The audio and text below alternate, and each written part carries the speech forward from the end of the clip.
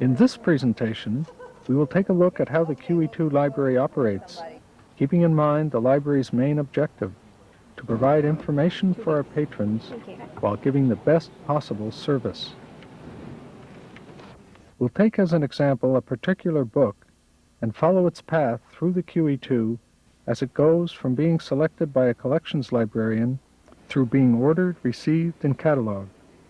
Then we'll see the role played by information services in helping and instructing a MUN student to find this book. And finally, we'll see the book being checked out at circulation.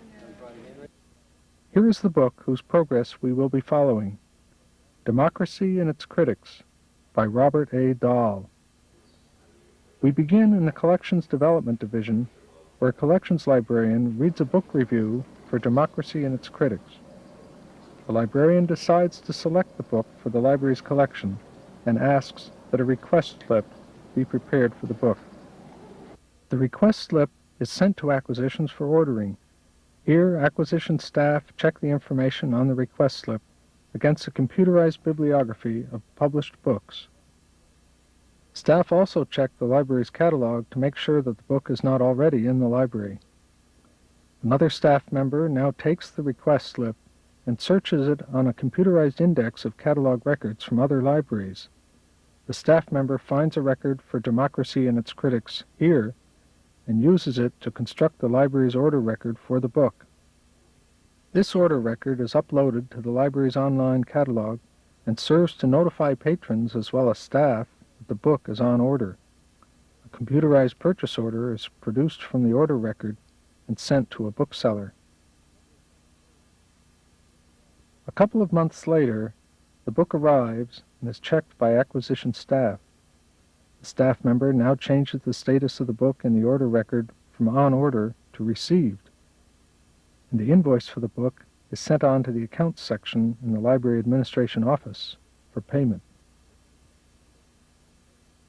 The book is then sent over to the cataloging division. Here, a copy cataloger takes the printout of the book's order record and compares the cataloging copy on the printout to the book itself. The copy cataloger constructs a catalog record for the book, making sure its author, title, and so on are described according to standard cataloging rules. The cataloger also analyzes the subject content of the book and decides on one or more subject headings for the catalog record. And the cataloger assigns a subject-oriented call number by which the book will be shelved in the stacks. A cataloging typist then takes the printout and inputs the copy cataloger's modifications to the record by editing the record in the library's catalog. This finished catalog record makes the book accessible to library patrons through the library's catalog, both from a descriptive approach and from a subject approach. Meanwhile, the book travels to the labeling section. The cataloging typist types the book's call number onto a label and applies the label to the spine of the book. The book is then taken out to the new bookshelf, which is in a public area of the library. There, library patrons can view the newly cataloged book. Later, the book is brought upstairs by a circulation staff member for shelving in the main stacks. The book is shelved by its call number. The first part of the call number, JC423, is the Library of Congress class number. It places the book near others with the same subject or with similar subjects. This method of classified shelving helps library users who are browsing in the stacks. The second part of the call number, D2478, is the LC book number made from the author's name, Dahl. Completing the call number is the book's year of publication, 1989. The book number plus the year of publication place the book in one unique spot on the shelves for easy finding. Several months later, at the information desk, a MUN student is asking a reference librarian if the library has a particular book published several years ago called Democracy and Its Critics by an author named Dahl. The librarian goes with the student to consult the online public catalog. There, the student and the librarian search for the book under its title.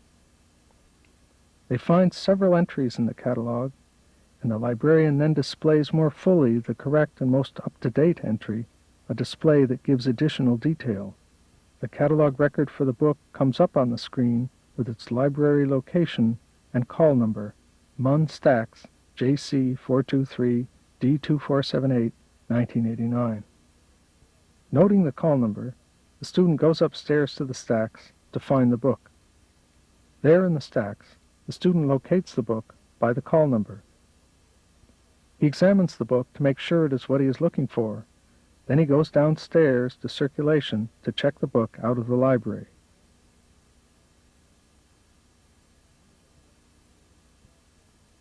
When he arrives at the circulation desk, the student takes out his student ID card. The library's computerized circulation system enables staff to quickly connect the patron's ID card barcode with the book being borrowed. The staff member takes the light pen attached to the terminal and passes it over the barcode on the student's ID card. The date that this book will be due back in the library then appears on the terminal screen. The circulation staff member takes the book and opens it to the back page. There she sees that a barcode label has already been attached to the book by circulation during a previous checkout. The barcode information identifies the book in the circulation system. The staff member passes the light pen over the barcode label on the back page of the book. This instantly designates the book in the system as being checked out, and checked out for a specific length of time to this particular student. Then the circulation staff member stamps the date that the book is due on the date due slip on the back page of the book, and she desensitizes the checked out book so that it can pass through the library's security system.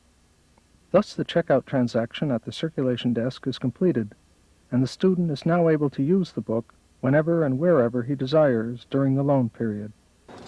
So there you have it. We have seen the inner workings of the Queen Elizabeth II Library by following the path of a book as it went through acquisitions, cataloging, and circulation. In addition, we touched upon the important role that information services plays in helping and instructing our patrons. One conclusion that we can draw is that all the various divisions of the library interact in providing information to library users.